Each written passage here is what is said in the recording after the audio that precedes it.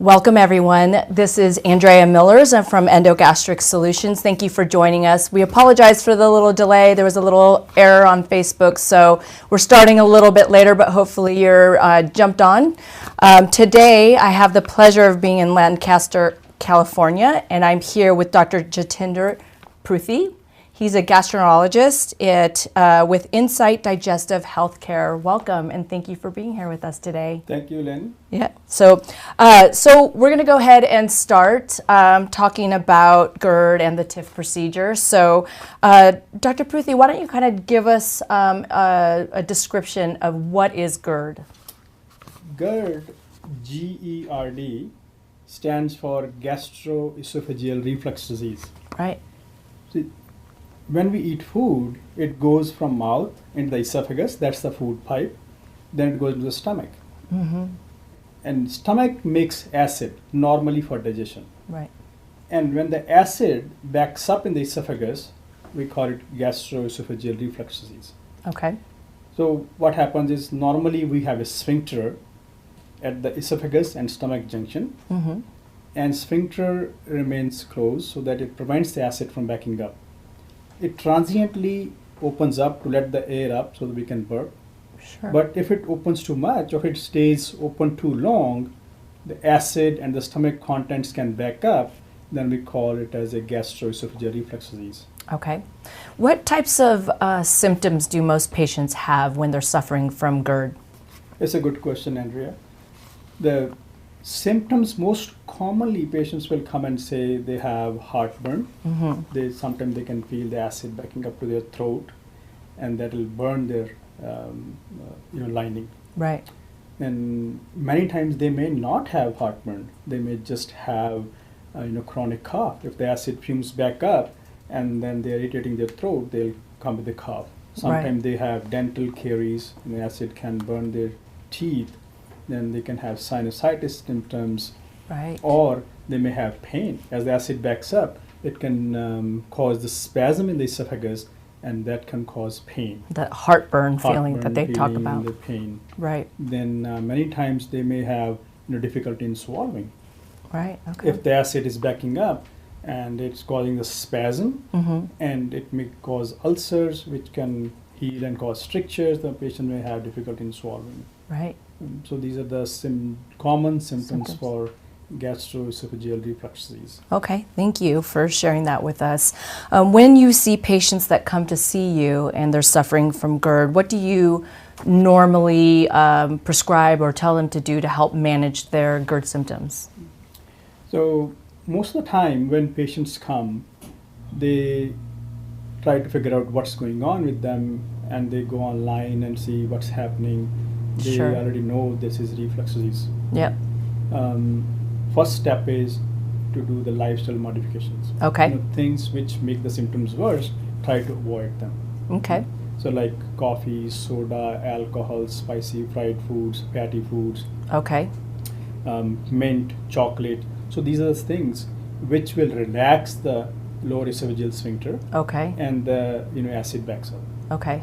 So normally that's the principle behind eating the breath mints, after Sure. dinner. Because when we eat mint, it relaxes the sphincter. We can burp it out and helps in digestion. Okay, Yeah. that makes So, sense. but if we are excessive, if there is a sphincter is not as perfect, Right.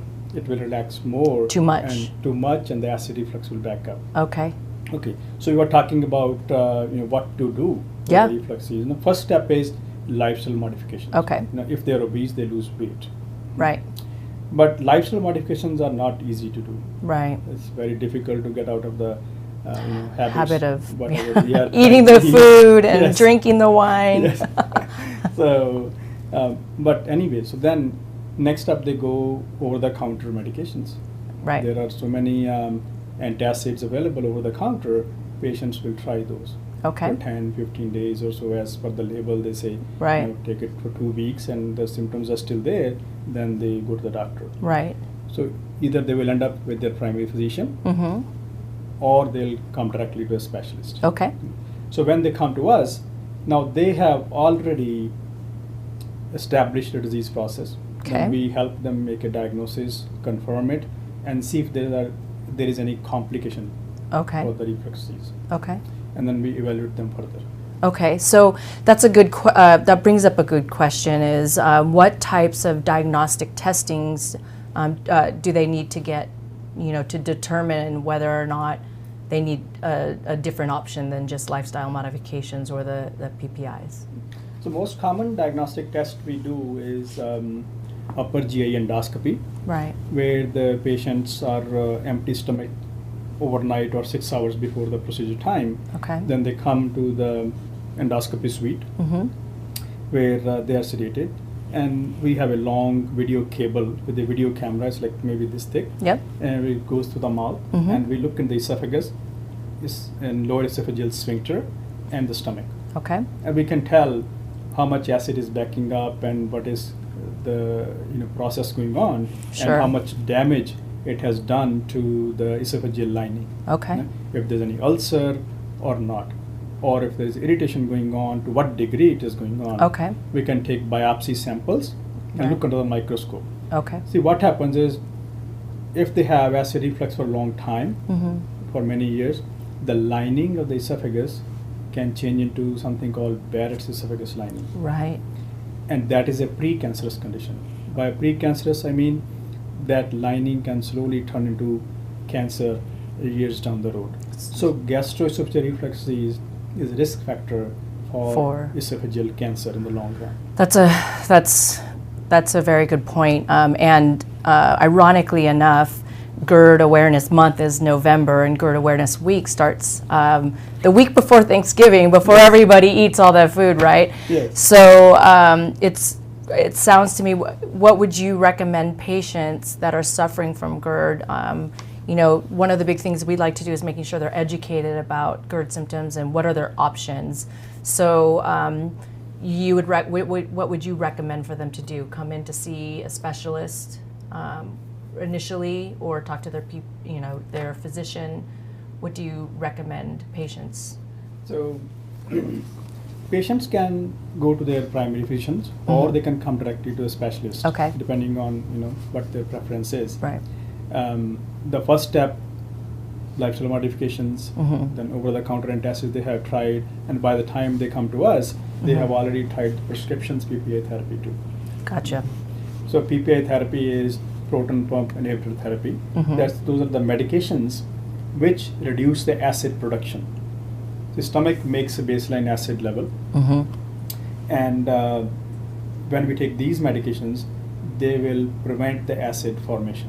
Okay. So the amount of acid in the stomach goes down. So there's less acid in the stomach, less acid backs up, so then the symptoms get better. Okay. Less acid backing up, the healing starts to happen in the esophagus. Gotcha. Now, if they have been on the medicine for a long time, for many years, Yeah. PPI therapies, some people come to me and they say, they have been on the PPI therapy like omeprazole, Right. over-the-counter Prilosec, Yeah. or esomeprazole, over-the-counter Nexium, or pantoprazole, or various other medications. Right. They have been on the medicine for many years. Right. I hear that a lot from a lot of patients. And then the concern comes the long-term side effects. Right. Now we have data that long-term PPI therapy can be harmful. The side effects can be, bad effect on the kidney. Right. The kidney can get damaged, bones can get brittle, and they can come with the fractures. Sure. Or in the long run, that can affect the brain. People can get dementia. Mm-hmm. Then it prevents the absorption of certain food items, Right. like vitamin B12, Vitamins. or calcium and magnesium. So those levels may go down. Right. So we monitor them for Okay. these, and if they are on long-term PPI therapy, they are looking for some alternative. Right. Right. So that's where we come in the picture. What can we offer them? Yeah. That can alter their disease course. Yeah. The whole idea is, if we can control the reflux disease, Mhm. we can heal the esophagus, we can prevent the Barrett's from happening, and we can prevent cancer in the long right. run. Yeah. When people come and ask me, is GERD fatal? I say, per se, I don't see people dying from GERD like that. Right. But in the long run, they can develop complications, Which and that could can have, lead to bad outcome. right. Now, if they have an ulcer developed because of the reflux disease in the esophagus, that can bleed, and they end up in the hospital with a bleed. Right. Then Okay. they can aspirate and get pneumonitis, Right. pneumonias and infections. Right. Okay. So these are the complications which can lead to the serious outcomes, adverse outcomes. Adverse outcomes. Okay. So now, So, with that said, let's talk about the treatment options after, they've tried everything else and the TIF procedure. So you've been doing the TIF procedure for almost 2 years now, and you've done quite a bit of TIF procedures. Can you maybe give us a description or give the audience a description of what is the TIF procedure and how does it work? it's a good question. So let's see, what options do we have for treatment other Yeah. than medications? Right. That's the bottom line. Yep. See, we use medication to suppress the acid. Mm-hmm. Now, the problem is mechanical though.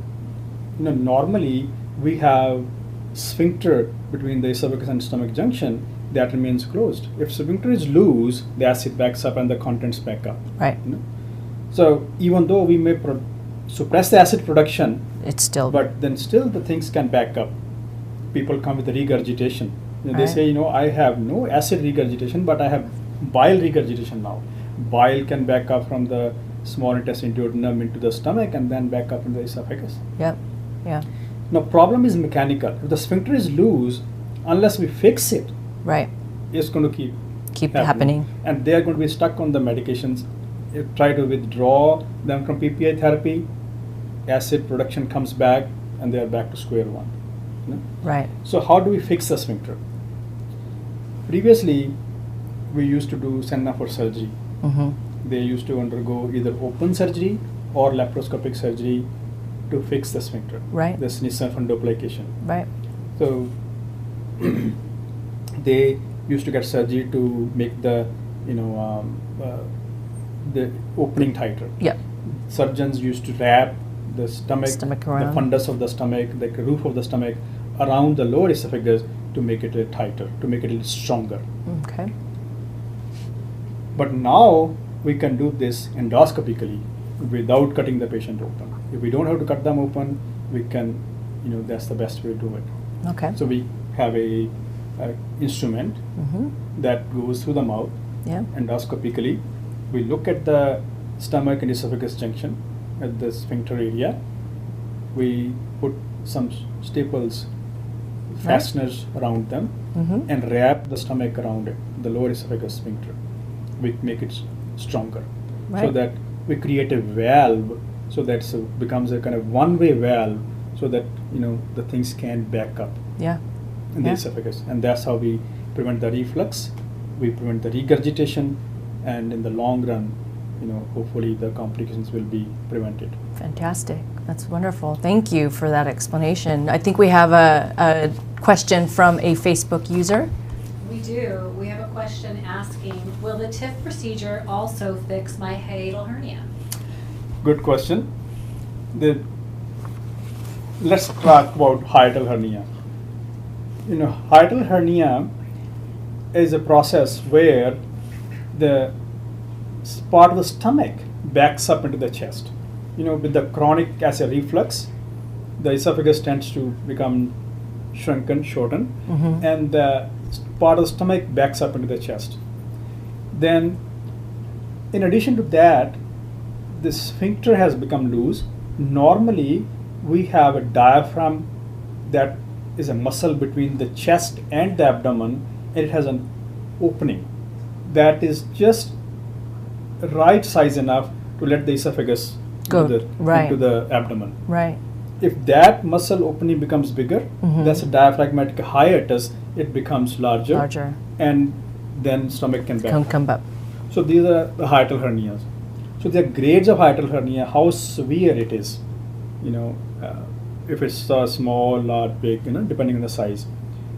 So hiatal hernia can be fixed if it is less than 2 to 3 centimeter size, we can take care of it endoscopically. But if it is larger, we can combine the procedure with the laparoscopic surgery, where the surgeon can fix the hiatal hernia, make the hiatus smaller, and we go in with our instrument and make the sphincter stronger and tie the fasteners. Perfect.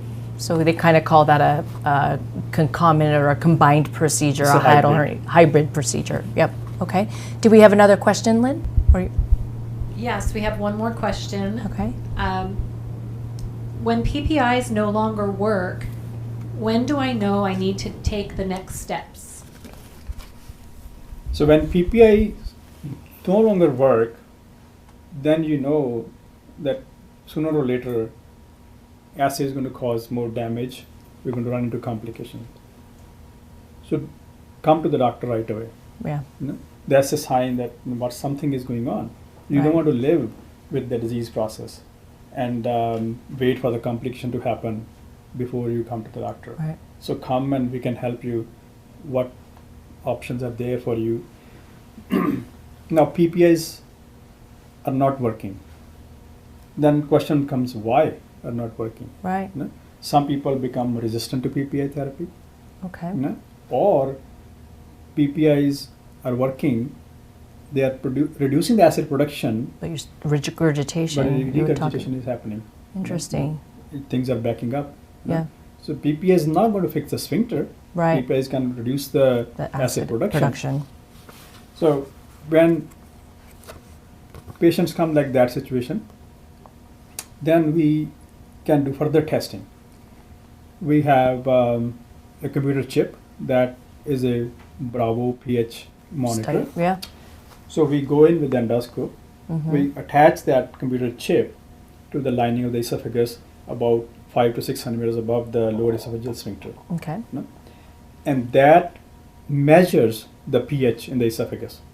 As the acid backs up, the pH drops, and then patients have symptom, they can mark it, and then we can download the data, plot a graph, and see how much acid is backing up and how much time the low pH exposure is there in the esophagus. Right. And then we can determine, despite the PPA therapy, the acid is backing up. Right. You know? Right. So there's that's further another testing further that they testing we can can do to determine. what's happening. Okay, fantastic. Thank you for that. Let's talk a little bit about the procedure itself and kind of what expectations are when they come in to have the procedure. Do they have to stop eating certain foods prior to the procedure? What do you normally tell them that they need to do to prep for the procedure and then during the procedure? And then we can maybe talk a little bit about after the procedure, because that's a big question we get a lot from patients is, what foods can I eat after? How long when can I go back to work? All of those types of things. So that was a long-winded question, but maybe you can explain a little bit about. Sure, yes. Yeah. We're going to break it down to Yeah. various steps. Yes. So when the patients come and they ask, what is TIF? Right. We explain to them TIF is endoscopic transesophageal incisionless fundoplication. Right. And how it is done. Normally we tell them, okay, be empty stomach overnight. Okay. You know? They come to the endoscopy, come to the hospital. Sure. So we do the procedure. Okay. If it is a hybrid procedure, surgeon does his part to fix the hiatal hernia. Sure. If it is larger than 2 to 3 centimeter size, Okay. then the endoscopist comes and we do our part. Okay. You know? Yeah. Fasten the stepners and we take care of it. Okay. Then it lasts about 2 hours or so. If it's combined procedure. Coming in and Yes. out of the whole. Mhm. Okay. From in If the it is hospital. only TIF, then we are generally done within an hour. Okay. Then it's done under general anesthesia. Yeah. Patients are anesthetized, they are totally sleeping, no discomfort. Okay. And after that, my protocol has been that I keep them overnight. Okay. Observe So one them, night. One overnight hospitalization, Okay. observe them. And next morning, we see if everything is going good. Okay. They are able to swallow everything well. There's no untoward effect. Sure. Then we let them go home. Okay. And then recovery time. Yes. There is some pain after the procedure, Okay. but pain is manageable. Okay. We manage with the pain medications, and mostly people are able to swallow and eat right away. Right. They are on clear liquid diet though. Okay. We give them a diet schedule Yeah. to follow for the next whole month. Okay. First week, second week, third week is a very nicely outlined dietary schedule. And normally what I do, I go over the diet schedule and what are they going to expect after the surgery, before the surgery. Yes, that's what I've heard. That is the helpful. right time to talk to them. Right. Before they are deciding what the procedure, I take them step by step through, what they are going to expect before the surgery. Perfect. Then during the surgery, Right. whether they have to have arrangement for somebody to watch their Right. stuff at home. Yeah. They're going to be overnight in the hospital. Right. Then next day they're going to go home, and what diet schedule they're going to follow. Okay. And then we're not going to stop PPA therapy right away. Okay. We're going to taper it off. When they're recovering, we're going to keep them on PPA therapy for 4 weeks or so, or 6 Okay. weeks, depending on that. I taper them off slowly. Taper, okay. And then they stop. Okay. Then pain medicine, we already have talked to them what pain medicine suits them. Right. So we are prepared to That's perfect. give them the pain medication, and the dose, and dose has to be appropriate. Okay. Then that or any effect they may expect, Right. after the surgery. We Sure. go through everything. Yeah. clearly with Good. them. That's great. That's great. Yeah. Lynn, do we have another question? Yeah. We do. Okay. In preparation for having the TIF procedure, do I need to be on a special diet before or after the procedure? Yes, before the TIF procedure, we just try to ask them to lifestyle modification. Try to avoid fatty, Okay. fried, digestic food. So they Is there a time period that you tell them to start? just a week or so. A week or so, whatever they okay. Do, and but before the day before, like for 8 hours or so, they are empty stomach. before Okay. they're coming for Which the is procedure. normal for any Normal type for of any kind of procedure. Yeah. And after the TIF procedure, they go on in a specific diet schedule. Okay. We give them, which is normally liquid and soft foods Right. for 1 week. Okay. And as the pain improves, they can increase their dietary intake, slowly advance from liquid diet, clear liquid diet to full liquid diet, and Okay. then soft diet, and then, And then and then they can go to Start introducing other foods. Yeah. So interestingly enough, I've done quite a few of these TIF talks and talked to a lot of patients. And a lot of the questions we get is, oh my gosh, I don't know if I can go on this liquid diet. But all the patients that I talk to say that the diet's not that bad. It's actually pretty easy. So are you finding that most patients say that? Yes. Because they're not that hungry yet for some reason. I don't know. Maybe they're in pain. No, I don't. No, diet's easy to manage. Right, They can still consume enough calories, right. and if they Protein want to shakes consume and- less calories, they can consume less calories too. Yeah. And a lot of people, they would like to lose some weight. Right. And this becomes an opportunity for them to go on. This is liquid not a diet. weight loss surgery. It's not a weight loss surgery, But yes, but it helps too. But yes, it's just always the big question was the diet and how can I deal with that. So, Lynn, did you have another question from Facebook? I did, but I think you just answered it. Oh. Do I need to lose weight before I get a TIF procedure?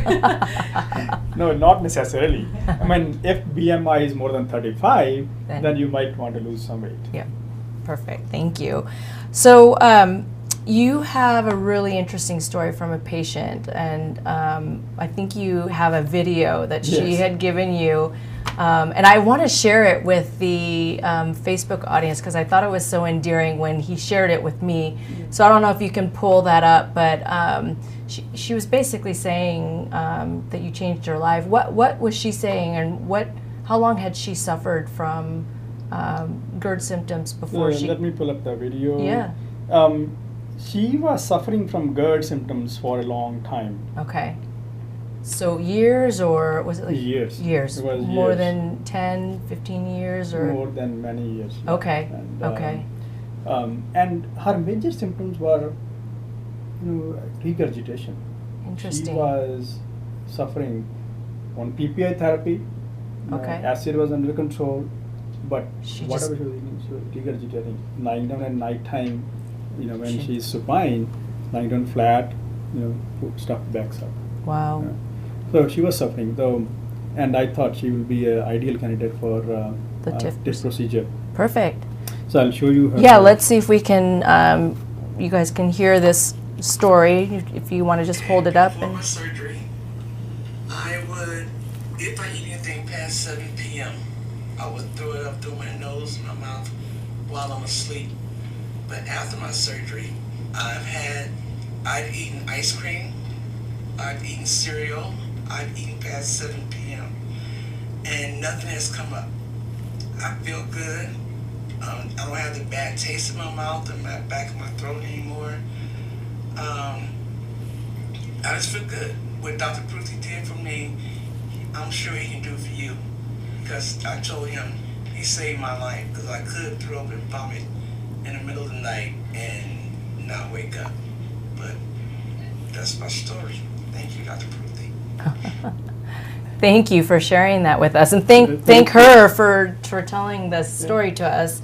I just And think she it, brought up a good point. Yeah. You know, regurgitation, when it happens in Yeah. the middle of the night, they can aspirate and choke on it. right, and that's that can put scary. them in danger. Right. So I thought that was just a fantastic story. So I hope you guys could hear the video, but it was very sweet of her to share that with us. I think we have a couple more questions from Facebook. So go ahead, Lynn. I took medications for 2 years and still had the same symptoms. My chest hurts after eating, my chest hurts. When I do not eat, I'm okay. I did 2 endoscopies and nothing was wrong. I quit the medications 2 months ago and now I don't know what I should do. So, first thing that was that chest hurting after eating food. So that is symptom that acid reflux is happening. Okay. After eating food, when we eat food, you know, stomach makes acid to Right. digest the food, and the stomach is distended, and sphincter opens up. And if it's defective sphincter, it's going to open up Right. further, and the reflux will happen. As the reflux happens, esophagus goes into spasm that causes pain. The pain.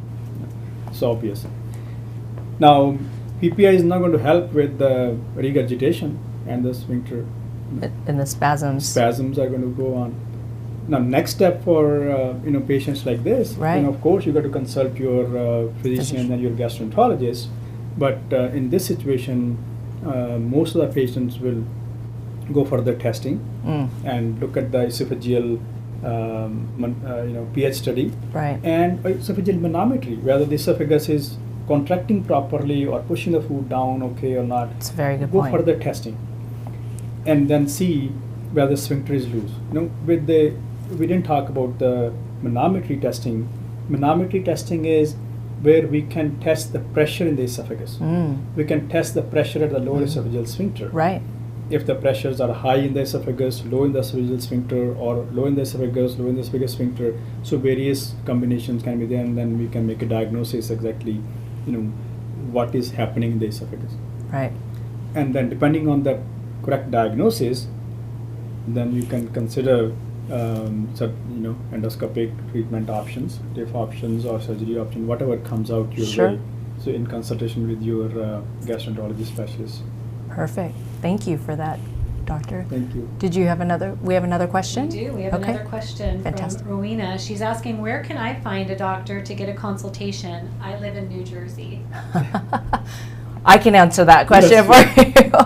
You can visit GERDhelp.com, so www.gerdhelp.com, and there is a physician finder there.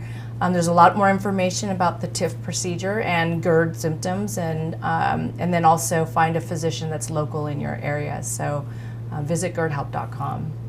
And if you're in this area, you cover pretty much Lancaster, Any Palmdale patient area. can come anywhere from anywhere. Any patient can come. You can fly to see Dr.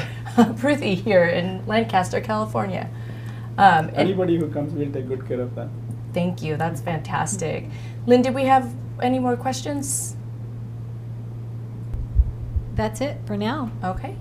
Well, fantastic. Was there anything else you wanted to share with us today about GERD? Since it is GERD Awareness Week starting on Sunday, we want to recommend everyone, if you are suffering from GERD symptoms, to get checked from your physician.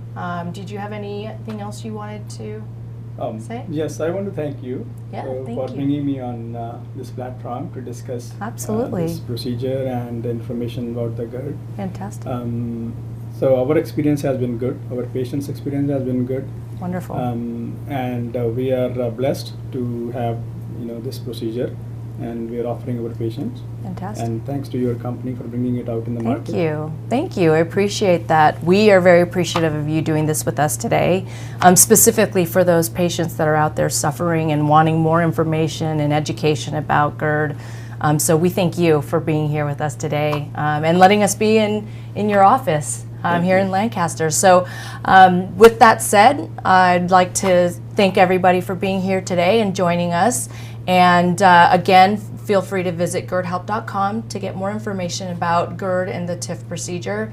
And we'll catch you next time. So thanks, everyone. Have a great day or evening.